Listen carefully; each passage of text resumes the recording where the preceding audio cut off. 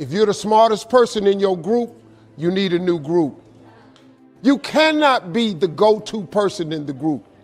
You run around with losers, you will end up a loser. So, just upgrade your friends. Join a new crowd. Join a new group.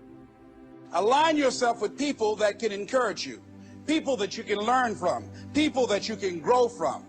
You want to align yourself with people who think like you, people who dream like you, people that are stretching and searching and seeking some higher ground in life. Always strive to get on top in life because it's the bottom that's overcrowded. See, it's easy to be on the bottom. It doesn't take any effort to be a loser. I recommended the last time I was here, the little book, Richest Man in Babylon. And guess how many have actually gone and got this little book? Answer, very few. Such an easy thing to do. Why wouldn't everybody go get it? We don't know. What do you know? You don't know. I don't know. Nobody knows. We don't know the mystery of that. And I'm telling you, 10 years from now, those numbers will still be the same. 10% will, 90% won't. I used to belong to the 90% who couldn't be bothered even if it was easy. Wisdom of the world available. Transform your life spiritually, socially, personally, economically, and every other way. How many people have a library card? Answer, 3%.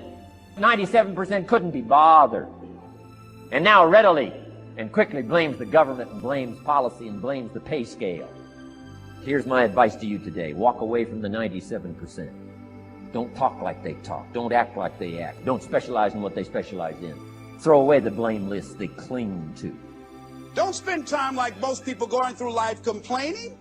Doesn't matter what happens to you. The only thing matters, what are you going to do about it? What are you going to do about it? How long are you going to sit there and say, you know what they did to me? How long? Who wants to hear that racket? You say, well, is it as simple as getting a library card and join the 3%? And the answer is, of course. This is so easy. It's so simple. It's not complex. Go for the book. Start the library. Start the process. Fall on the floor. Do some push-ups. Got to take action. Otherwise, the wisdom is wasted. Otherwise, the emotion soon passes. All disciplines affect each other. Everything affects everything else. Don't be naive in saying, well, this doesn't matter. I'm telling you, everything matters. Key to take home. Every letdown affects the rest of your performance. That's why action is so important. The least action, the smallest action.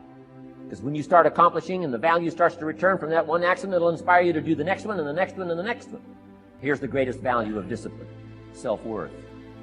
The least lack of discipline, and it starts to erode our psyche.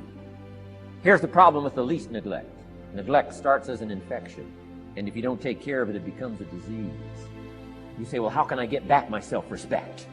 All you have to do is start the smallest discipline, like I should, and I could, and I will. You'll never go back to the old ways. So labor well, learn well, discipline yourself well. Let's not leave out any of the least of disciplines. This is all you got to do. And once you start down this road, I promise you, you'll join the 10% and the 3%.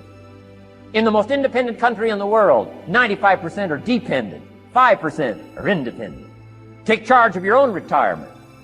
Take charge of your own life. Take charge of your own day. Take charge of your own conversation. And learn these skills, develop this kind of strategy, and I'm telling you, life will open up for you. Join the 3%. Walk away from the 95%. Find out what poor people read and don't read it. I'm telling you, don't talk like they talk. Don't blame what they blame. Don't use the excuses they use. It's called the language of the poor. Switch ideas. Switch strategy. Start with the simplest of disciplines. And if you'll invest in this thing called discipline, you can have whatever you wish. It's called the beginning of miracle. As you begin to look at yourself, you've got to redefine yourself. Who are you right now? And who must you become in order to create what you want? What is it about you right now that you've got to leave this behind because this no longer fits? What is it that you must do differently? If you want to keep on getting what you're getting, keep on doing what you're doing. See, it's time now. If you want to make this your decade, you've got to start saying yes to your life. Yes to your unfolding future. Yes to your potential. Why not? Why not me? Many people never act on their dreams because they allow their past experiences to determine what their possibilities are. The future is unfolding for you right now. The future is unlimited for you right now. We have the power to change our personal history, changing where we want to go, exploring new horizons. Become a great listener. Get around successful people and listen. Listen to what they say. And never has listening to successful people been easier or less costly than it is today. And you can listen to their ideas while you do something else, while driving your car, exercising, anytime.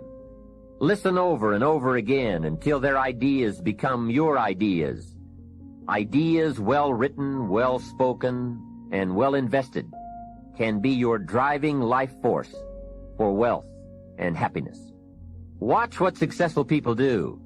Here's why. Success leaves clues. Spend the money and time and the effort.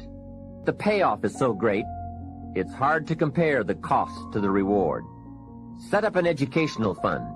Take a portion of your income each month and set it aside to invest in all the means of the search for knowledge. Make sure you don't spend more for accommodation than you do for education. Next is the time. To ask people for their money, that's one thing, but to ask them for their time, that's a major request. You can get more money, but you can't get more time. However, this major investment you're making now, listening, could be that small fine-tuning you need for major accomplishment. Listening to know, listening to learn, is truly an investment in effort. However, this effort is the effort investment that opens the floodgates where ideas can work their magic for you in the marketplace. Personal development is truly the key to the good life. Most of what we have attracted by the person we have become.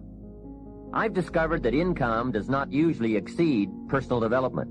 Sometimes income takes a lucky jump, but unless you keep growing out where it is, it will usually come back where you are.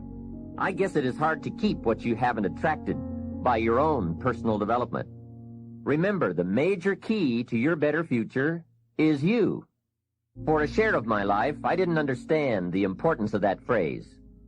I used to wonder why two people could work for the same company and one make twice as much money. Well, back then I tried to figure it out best I could. I thought time makes some of the difference. If I had all of Harold's time, I could do well. Now that's got to be dumb, right? You can't get someone else's time.